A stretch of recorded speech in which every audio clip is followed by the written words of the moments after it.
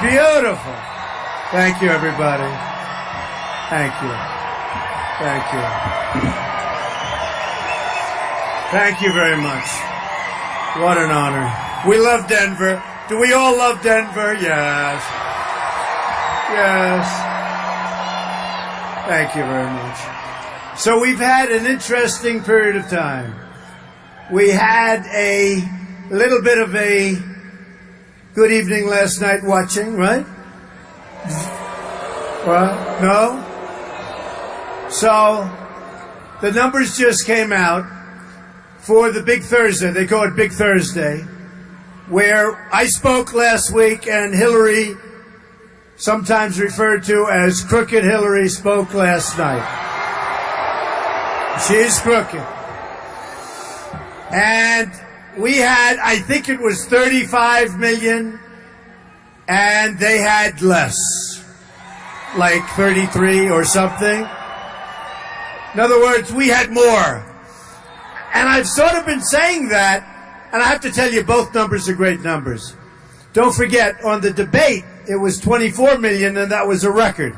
So when you have 35 million people watching your convention, those are big, big numbers. But the Republican convention outdrew the Democratic convention on the Big Thursday night. Good, right? That's good. That's always good.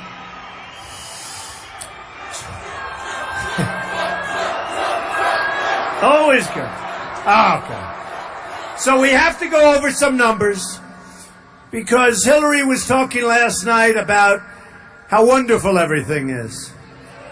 She didn't talk about all of the unbelievable long-term unemployment. She didn't talk about the fact that house ownership is the lowest it's been in 51 years. Amazing. That's a heck of a number. Who ever heard of that? Who heard of that? She didn't talk about the fact that we had more police shootings over the last year than, nobody's ever seen anything like what's going on. Much over 50%. Over 50% from the previous year. You know, she makes it sound like everything's rosy-dory. It's not rosy-dory, folks. People are pouring across the border. We have no idea who they are. People are coming in from Syria. And you see what's happening with Nice and the beloved priest, 85-year-old priest. He has his throat slit and dies. And you know what? Our country has enough problems. We don't need more problems, and that's going to be more problems. Now, should we read the snake? Should we? Does anybody know the snake? Should we do it? Okay, who has heard it before? Because everybody says, would you do it? Who's heard the snake? Who's heard it? Let me put it differently. Who hasn't heard it? A lot of people. Okay, before we do that, we will do it. But I have to tell you, so last night was sort of unbelievable. I went home, and I thought that Hillary wasn't going to mention Trump because I thought it would be a class thing to do. She mentioned me 22 times. 22. The truth is, it was a little bit on the boring side, wouldn't you say, as a speech? It's like taking Sominex. So not a lot of people. I don't think it registered. We're going to see. With the Republican convention, I got a very big bounce, one of the biggest bounces in many years, right? We'll have to see. We'll have to see. We'll have to see if she gets a good bounce, if she doesn't. But the speech was really lies. One of the things she talked about was the rough and tumble campaign. She talked about me. You know what this is? This is a speechwriter writing a speech, and she read it, and that's what it is. And I hate to say this, Politico wrote something which was interesting. Politico. They kill me all the time. Very unfair. But they wrote something They didn't give her high marks. And they said it was cliche after cliche. And one of the things they said, a tough and tumble campaign. Like a tough and tumble campaign. Now, we have created a movement. And the movement, true. Nobody's seen. Look, I mean, look at this place. Look at this.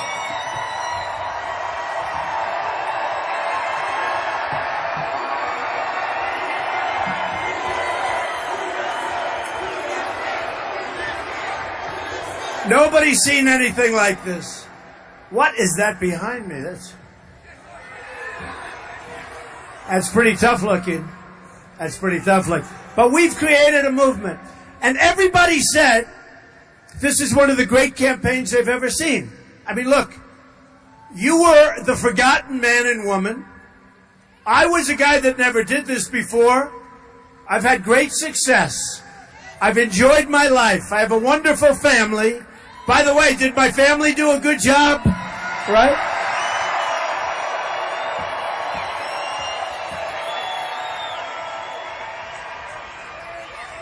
You know, they were talking about the star power. I saw the star power, big star power.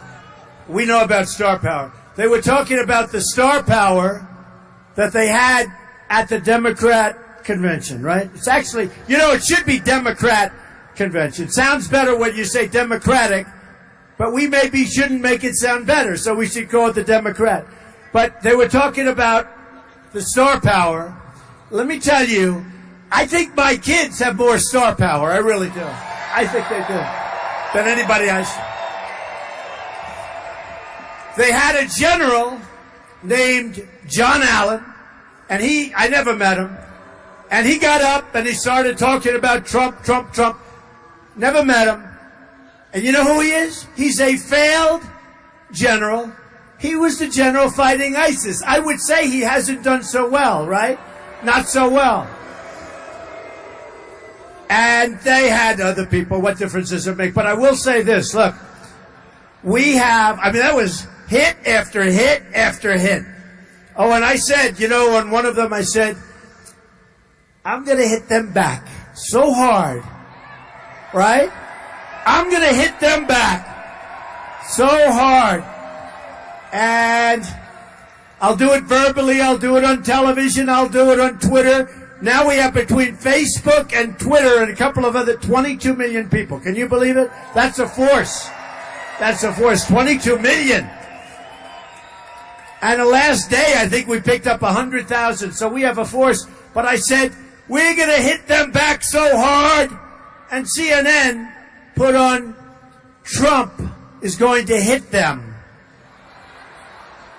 I mean, I'm going to hit them with this. With the lips. I'm going to hit them verbally. They put out a thing, Trump hitting. You never saw people. These people are so dishonest. They're so dishonest, but I'm going to hit them hard. So a friend of mine calls me up, and he's a governor. He's a great governor, highly respected. I said, you know, we had guys and people that said really bad things about me. And he said, Donald, don't do anything. You got the nomination.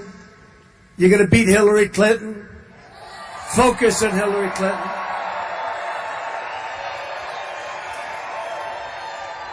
No, but I said, but you know, I really want to hit them. I don't mean this, I mean this, right? I really want to hit them. We're going to do a verbal lashing on them. And he said, don't do it, don't do it, don't do it. So maybe I'll do it just a little bit, right? Right? I'll do it just a little. But we just left two other parts of Colorado, which is a great state. I'm here a lot anyway, even without this stuff. I have so many friends here. And we have to win this state on November 8th. We have to. We have to. And I'm going to be here a lot. In fact, I'm going to be here so much that you people are going to say, please, okay, we'll vote for you. Don't come back anymore. Right? We'll have some fun. But I enjoyed watching it last night. Somebody said, how was Hillary? How did she do? Average. I mean, not bad. Not bad, not good. A lot of shouting. He says she's stuck.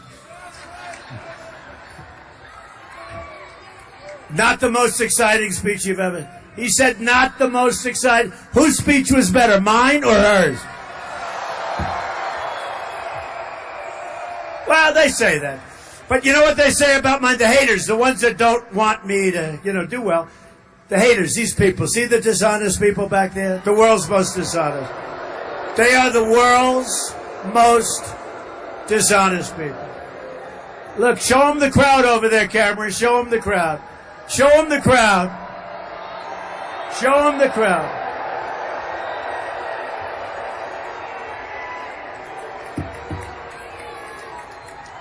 And this is my third one today. You think this is fun? Do you think so? But actually, I'll have to be honest with you.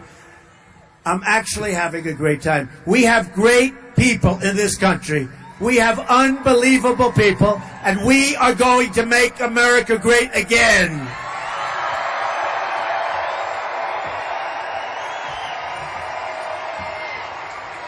I got a kick last night. Go ahead. USA.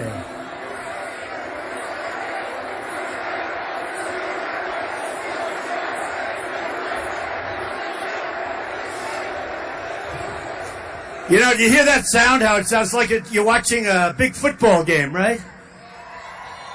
Denver. Good team. Good defense. Good defense. And you know what? John Elway is a great guy. I played golf with him a long time ago. He's long. He's strong. He's a long hitter. But he's a good guy. He's done a great job. Great defense. I think you're going to do great, right? But my wife will always say, darling, did you have a big crowd tonight? And she said, because they never show the crowd, but boy, it sounds it.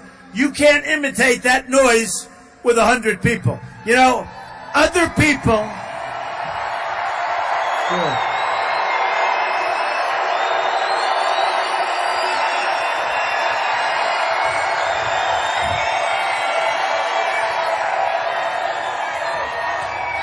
Amazing.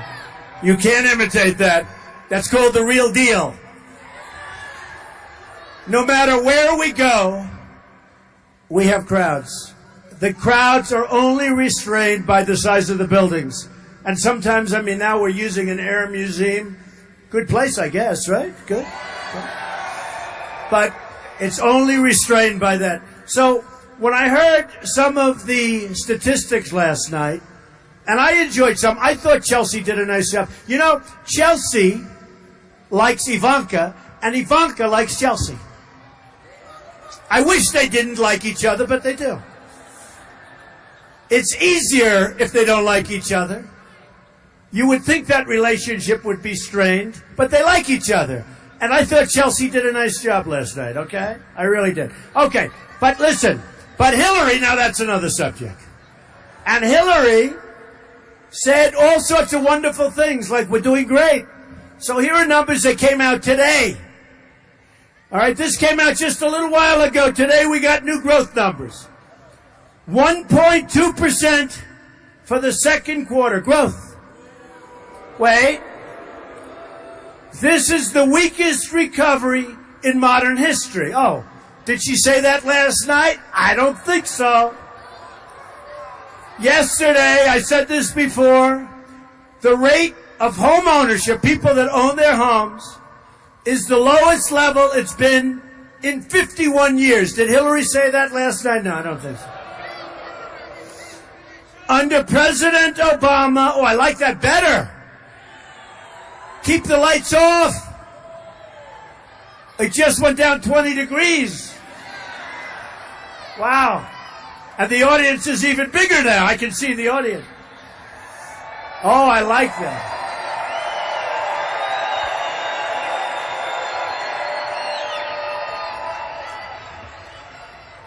I miss my protesters. I miss my protesters. You know, My protesters, they were really Bernie protesters. They were really Bernie protesters. Thank you. Oh, look at that.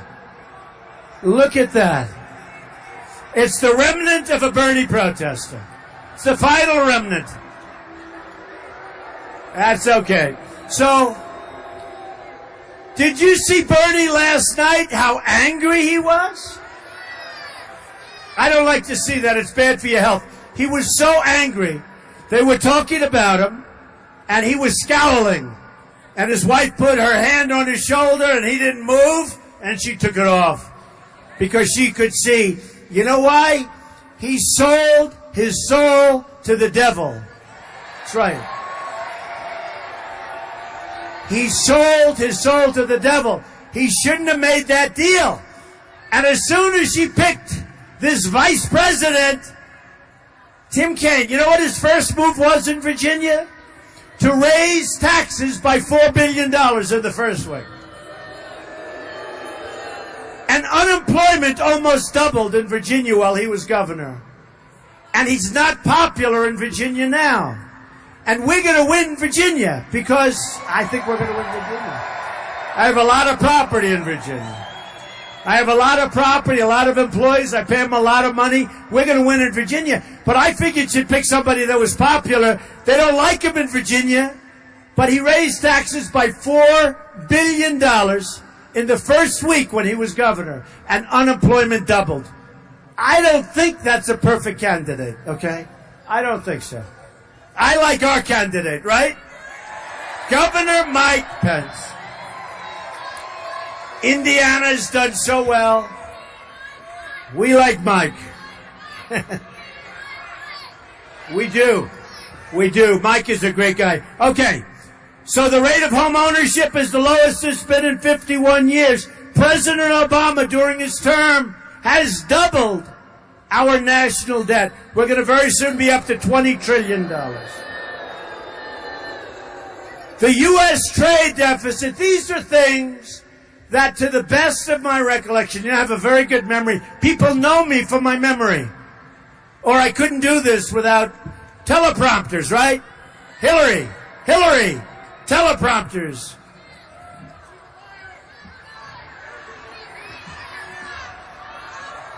You know, she's got 10 people in the room. She's got a teleprompter. Oh, boy. So listen to this. Listen to this. The U.S. trade deficit in goods reached nearly $800 billion last year. $800 billion. We have a trade deficit of nearly $800 billion. I don't think so. Did Hillary mention that last night when she said how well? Did Hillary mention about all of the police, and we love our police and we love our law enforcement?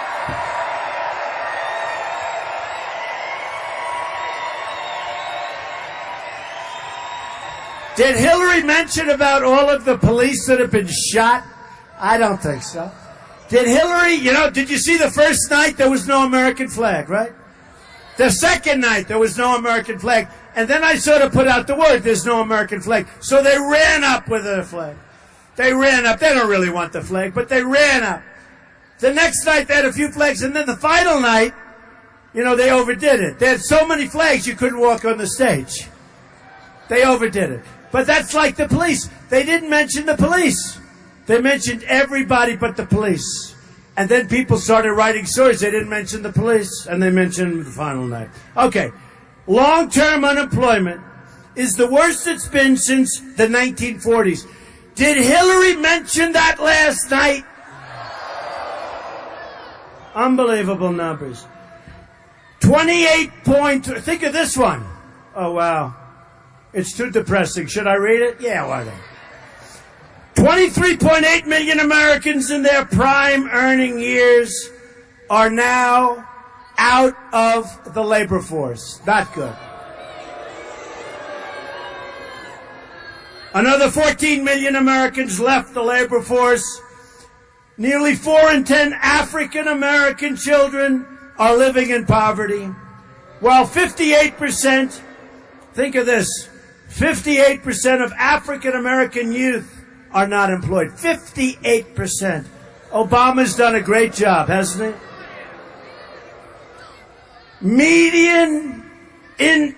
Think of this.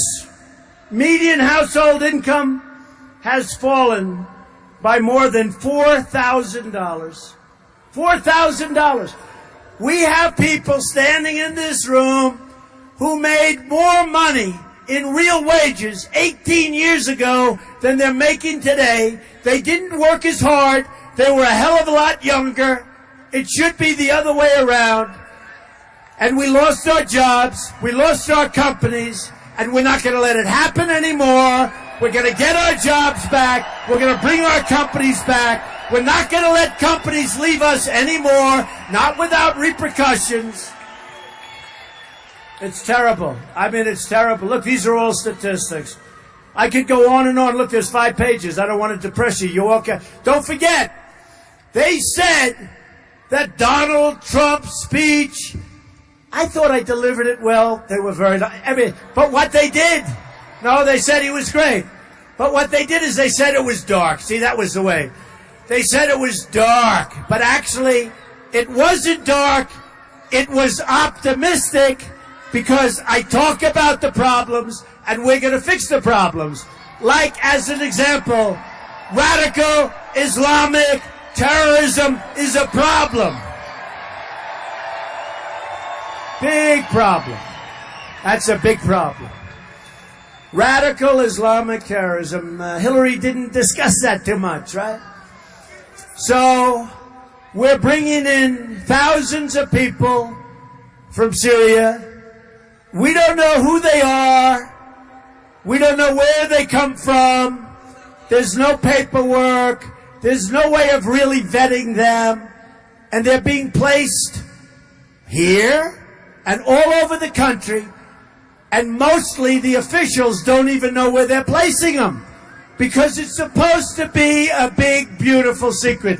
It's not a big, beautiful secret. And Hillary Clinton has stated very strongly, now she'll change, just like now she wants to try and renegotiate trade deals after she heard, I want to renegotiate our trade deals.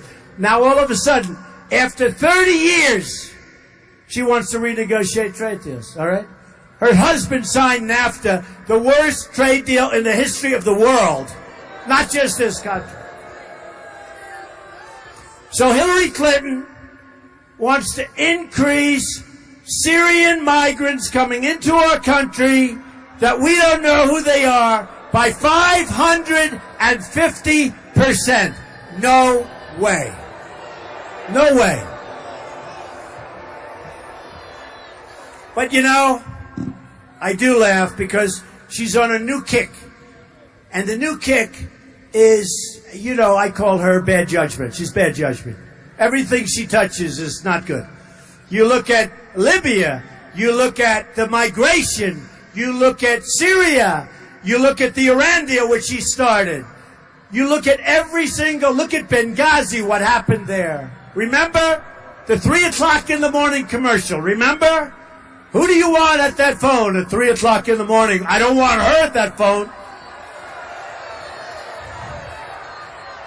Then she lied like a dog on her emails. She lied like a dog on the emails. She showed great negligence. And the real word is negligence in what happened. She put us all at risk. She put us all at risk. Here's a Secretary of State with a server that she's not supposed to have.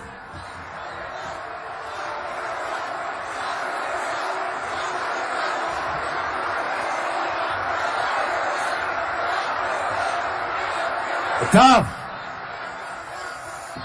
So, I'll tell you what I'd rather do, honestly.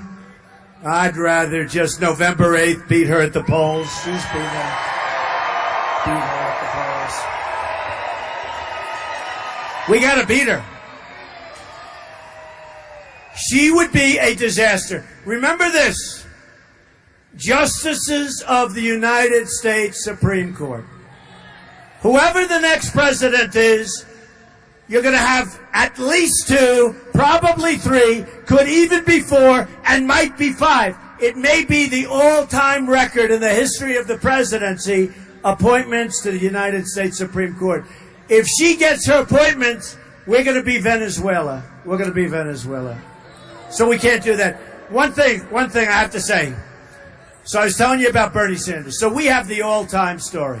They say that it's one of the great stories in the history of politics. What's happened?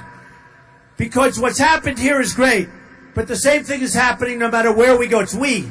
I'm the messenger. No matter where. And you know, I'm the messenger of being smart, of common sense, of not being ripped off by every country in the world.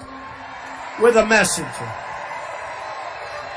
Of having strong borders. Would anybody like to see the wall get built? Yeah.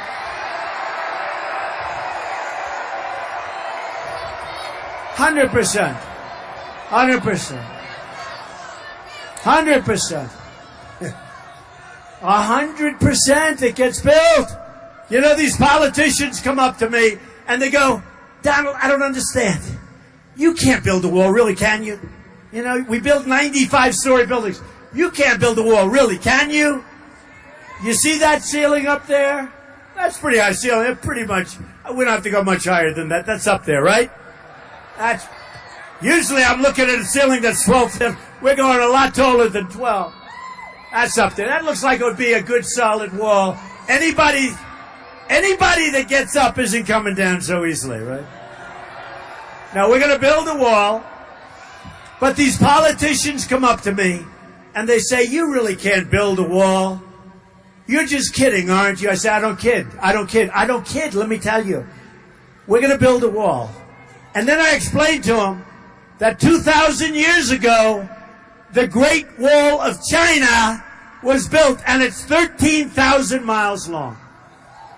We need 1,000 miles, and we have Caterpillar tractors, right? How easy is this? We have a lot of natural borders. We have a lot of natural stuff. We're going to need about 1,000 miles. And let me tell you, that's going to go up so fast, your head will spin. Your head will spin. And, you know, I was endorsed by the Border Patrol agents. First time in the history, 16,500 Border Patrol agents. I was endorsed by the great Sheriff Joe Arpaio, the great guy. Nobody knows better than Sheriff Joe. Nobody knows better than Sheriff Joe, and he endorsed me. We have tremendous endorsements. But I'll tell you, look, I said to the top people, when they called and they said, Mr. Trump, we're endorsing you, I said, that's good. How many people? 16,500. Mr. Trump, they're not doing the job. They're not letting us do our job. I said, how important is the wall? They said, Mr. Trump, the wall is vital. It's a great tool. It'll end up being our best tool for protection. We have to stop the drugs from coming in. We have to stop illegals from pouring across our border. So, well, you know, let me tell you, one of the interesting things. So the president of Mexico was being interviewed, and he said, and he was the past president, and he said, there's no way they're going to build, and then you know what happened? He used the F-bomb. I couldn't believe it. On live television, on that station right there, he used the F-bomb. No. He used the F-bomb. And I said, I can't believe it. Oh, is he in trouble? Can you imagine if I used the F-bomb? It would be over. It would be over. So he used the F-bomb. He said, that wall will never, F-bomb, get built. And I said, that's great news, because before they were going like so many different levels. Now he's saying it's not going to get paid for by them. Here's what's going to happen. We're going to build the wall. Mexico is going to pay for the wall 100%. 100%. We're going to stop the drugs from pouring into our country and poisoning our youth. We're going to stop people that aren't supposed to be here from coming into our country. That is going to happen. So, people like this, and I've done it a few times, people like it, and this was actually a song written by Al Wilson quite a while ago, and I heard this, and I said, this really pertains to what we talk about when we talk about illegal immigration. And I said, let me do this. And I read it a couple of times and people love it. Should I do it? So it's called The Snake. So remember, this pertains to people coming across our border. This pertains to people coming in from Syria that we have no idea who they are. Remember, they cut the heads off people. They drown people in steel cages by the thousands. They're drowning people 25 at a time in steel cages. They're cutting off heads. This is like medieval times. And then they say to me during one of the debates, they talk about waterboarding. I say, I'm okay with it. I'm sorry. I'm sorry. Can you imagine? Waterboarding sort of became famous. You know why? Because they felt it was just short of torture. You know that, right? It wasn't real. I'm not saying it's pleasant. But believe me, it works. How about these guys that say it all doesn't work, okay? It works. So, they asked during one of the debates, they asked Ted Cruz, he was standing right alongside of me, what do you think? And he was very uncomfortable with the question. Then they went, by the way, was that a display of love? Speaking of Ted Cruz, when they booed him off that stage, no, seriously, when they booed him off that stage, the entire Texas delegation booed him off that stage. Let me tell you, say what you want. They didn't cover it that way because they're so dishonest. But that's when you knew the party was united. This party is united. Right? Right? This party is really is. Other than a few guys who, let's face it, it was the toughest, they say, primary ever fought. Number one, we had 17 people. 17. And number two, we had Trump. And Trump, we have to win. We have to win. Remember when I came in and these pundits, one of them sitting back there now, these pundits said, he will never run. He will never run. Then I ran. He said, whoa. Then I said, but he will never do good and he's just doing it for fun. He's just having a good time. I mean, it's 120 degrees under those crazy lights. It's late. It's Friday. You know what time I get home tonight? 4 o'clock in the morning. It's fun. But it is fun. Because we're going to do something that has never really been done before in this country. When Bill O'Reilly, he's a smart guy, tough guy, and others say it was the single greatest political phenomena that he's witnessed in his lifetime, he's seen a lot. That's what's happened. That's what's happened. So remember, and we started off at 6%, and these pundits, they get paid a lot of money, and they're usually wrong. But they said, you got 6%. They don't realize I only had 2 days of the week. I started late. Everybody else was in. And they said, got 6%. Well, that will be his ceiling. 6%. 6% will be his ceiling, and that's okay. They speak with such surety. So Donald Trump gets 6% the first week. Next week, I get 12%. He got 12%, a little higher than I thought, but that will be his ceiling. He will not go higher than that. Next week, I get 18%. Then I get 22%. Then I get 25%, 27%, 30%, 32%, 36%. Then I get 38%.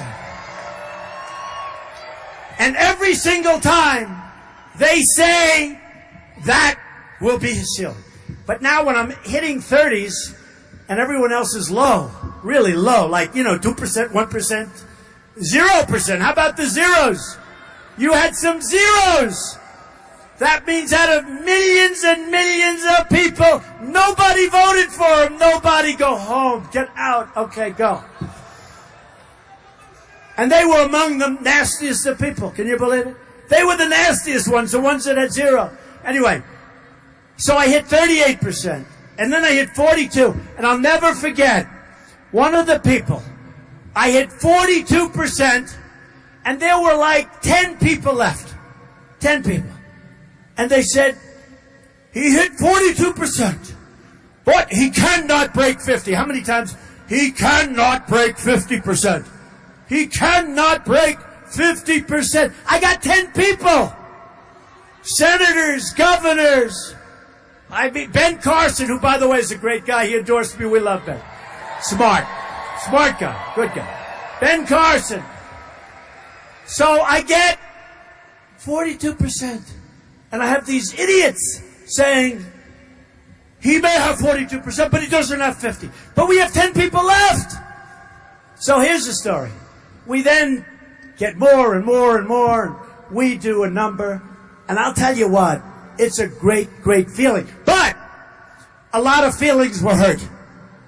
Because people say it was the nastiest, the meanest, the hardest primary ever fought in the history of our country that they know of. I mean, might have been tougher before television, but how could it be? Because when you can say something on television, you reach everybody at one time. It's something awfully nice. You call somebody a certain name, and everybody hears it at one time.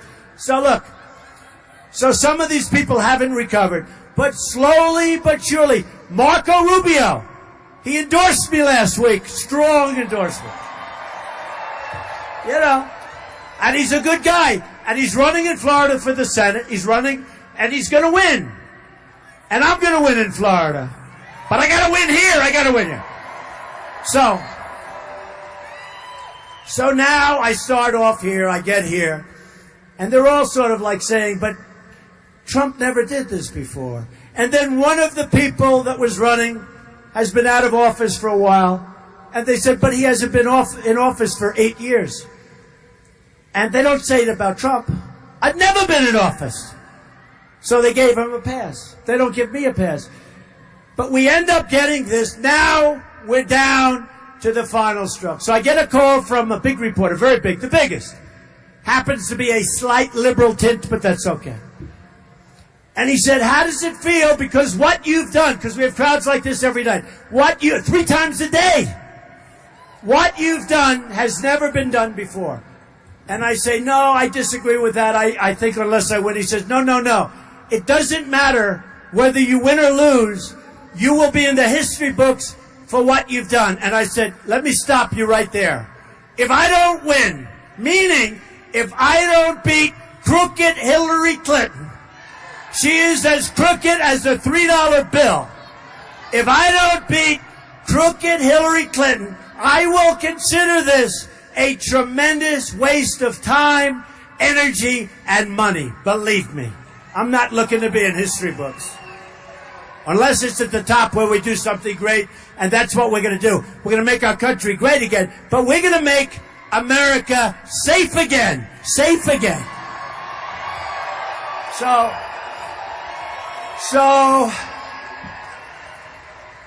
I found this, and it's not a lot of people know it, but I think it's terrific.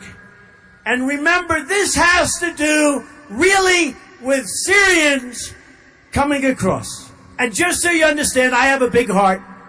I want to build safe zones in Syria for the Syrians. I want to get the Gulf states to pay for it because they're not doing anything right now. And without us, they wouldn't be there for 2 minutes. And they have nothing but money. Nothing but money. We owe $20 trillion. We don't need, I'll put my developer hat on. We're going to use other people's money, right? And we're going to build safe zones.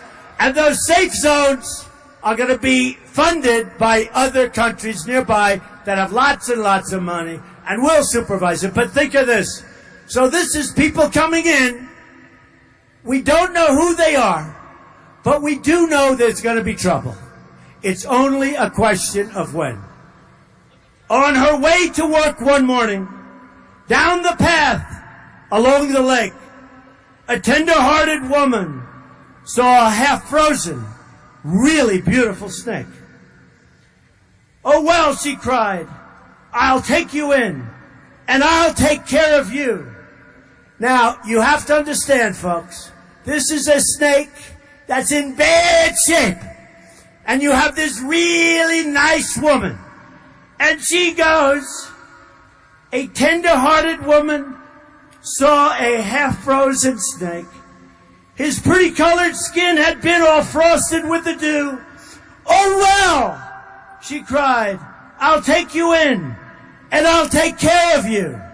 "Take me in, O tender woman, take me in for heaven's sake." "Take me in, O tender woman," sighed the broken snake. She wrapped him up all cozy in a curvature of silk, then laid him by the fireside with some honey and some milk. Now she hurried home from work that night. As soon as she arrived, she found that pretty snake she'd taken in had been revived. "Take me in, O tender woman. Take me in for heaven's sake. Take me in, O tender woman," sighed the broken snake. Now she clutched him to her bosom. "You're so beautiful," she cried. "But if I hadn't brought you in by now, you certainly might have died." Now she stroked his pretty skin, and then she kissed and held him tight. But instead of saying thank you, that snake gave her a vicious bite. "Take me in, O tender woman, take me in for heaven's sake. Take me in, O tender woman," sighed the vicious snake. "I saved you," cried that woman, "and you've bit me heavens why. You know your bite is poisonous, and now I'm going to die." "Oh, shut up, silly woman," said the reptile with a grin. "You knew damn well I was a snake before you took me in." That's where we are. That's where we are, right? That's where we are. You watch. You watch. So we don't want to be the stupid country anymore. We want to be the smart country. We're going to make great trade deals. I read the numbers with trade. $800 billion in trade deficits last year. With China alone, the greatest abuser of them all, and I don't hold it against China. China's great. I love China. I do business with China. I have the largest bank in the world as a tenant in one of my buildings in Manhattan.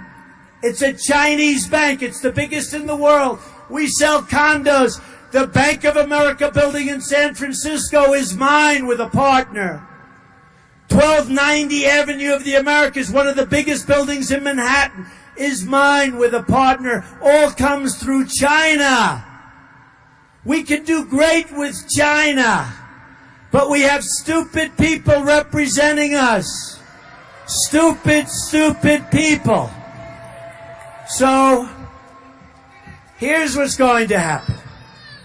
We are going to build and bring our best. Look, we have the greatest business people in the world, better than any place else. We don't use them. We use political hacks. Some of these business people are not nice people. Who cares? You care? I don't think so. Some of these people are vicious, horrible, miserable human beings. Who cares? Who cares? Some of these people, they don't sleep at night. They twist and turn and sweat. And their mattress is soaking wet. Because they're thinking all night about victory the next day against some poor person that doesn't have a chance. And these people, unfortunately, I know them all, these people would love to represent us against China, against Japan, against all of these countries, Mexico, where they're killing us at the border, and they're killing us in trade. We have a massive trade deficit with Mexico, not including the drugs that go back and forth by the billions. That's not including the drugs. We have the greatest business people in the world. They would do it for nothing. They still love this country. They feel crazy. They feel so angry. They can't believe the deals that are made. We can do things that have never been done before. We'll stay open trade. You know, one of the reporters asked me a couple of weeks ago, Mr. Trump, do you believe in free trade? I said, yep, I believe in free trade. I believe in fair trade. I believe in 10 other forms of trade. But the bottom line, if you really know, my deal is that I just don't want labels. I want to make great deals with individual countries for our country so that we create jobs and we take in money. Basically, I want great deals. That's what I want. And that's what we'll have. So, free trade, interesting. Free trade is wonderful, but to have free trade, we need smart people on our side. We don't use our smart people. Or we use people that are totally controlled by lobbyists and special interests, like Hillary Clinton. Hillary Clinton is bought and paid for by Wall Street. Now, I put up almost $60 million for the primaries, which sounds like a lot of money, but believe me, others spent $200 million and they lost. What would you rather do? Would you rather be on the side of the person who spent the least money and won, or the most money and lost? Who do you want as your president, okay? I mean, we had people that spent much more money than me, and they came in 7th place. I spent relatively little money. I put it up myself and came in 1st place. But not only 1st place, 14 million people is the highest vote total in the history of the Republican Party, right? It's you. And I won massive amounts of states, so we ran the table, it was a beautiful thing. But look, we want to have free trade. And our companies want a deal. But you know that China sends all their stuff in. We can't send our stuff to China. We can't free trade. And the currency manipulation is unacceptable. And then on top of everything else, in the South China Sea, they're building a massive military fortress that they're not supposed to be building because they have absolutely no respect for us. So all of that's going to change. So here's the story. Here's the story. You ready? We don't win anymore as a country. We used to win. You know, when I was in school, like in high school, they say we never lost a war. Our country never lost a war. We never lost at anything. Now we only lose. We go and we fight these wars like Iraq. We should have never gone in. I was against it from the beginning. I said you'll destabilize the Middle East. But I was a business guy. Nobody cared. But it was just common sense. You had Iran and Iraq always fighting, nobody moving because they were the same power. Then we decimated one power. Now Iran will take over Iraq. They've already essentially taken over Iraq. And we made it possible for them. They walk in. Okay, so here's the story. We don't win anymore. But we're going to start winning again. Our military is depleted. We're going to build it up. It's going to be a thing of beauty. We're going to get other countries, and we're going to knock the hell out of ISIS. Believe me, we have no choice. We, as part of our military, are going to take great care of our wonderful veterans. They're being treated terribly.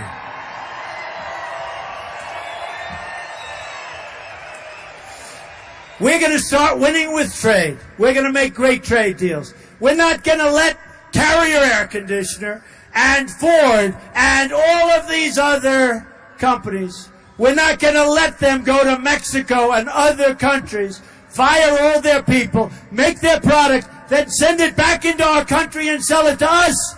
We get unemployment and no taxes. No. When they make their product and they want to leave and they want to fire our great people, they can go, and I'll wish them luck, but when they send their product back into our country, they're going to pay a tax on that product, and a substantial tax, and they'll never ever leave in the first place. They're never going to leave in the first place. Okay? They're never going to leave in the first place. All right. So, we're going to make great trade deals. We're going to save our Second Amendment, which is totally under siege. Okay? Totally under siege. We're going to repeal and replace Obamacare. So much less expensive. So much more. We are going to terminate the horrible Common Core, and you're going to educate your children locally.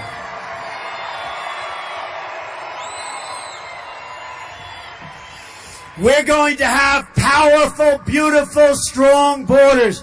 And people are going to come into our country, but they're going to come into our country legally, legally, legally.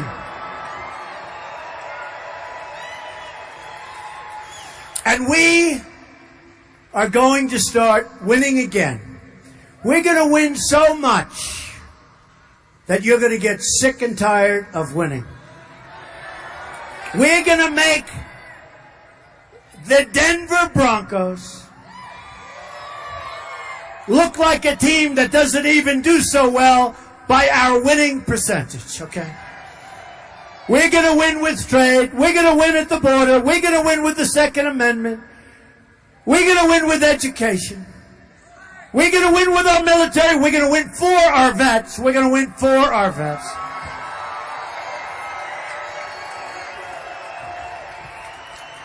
And all of my friends in Denver and all of my friends in Colorado, you're going to come and you're going to say, Mr. President, we'd like to meet with you in the White House. Because, Mr. President, it's no good, Mr. President. We're not used to it in our country. We never won, and now you're winning too much. I love you. Thank you. Go out and vote. Go out and vote November 8th. Go out and vote. Thank you.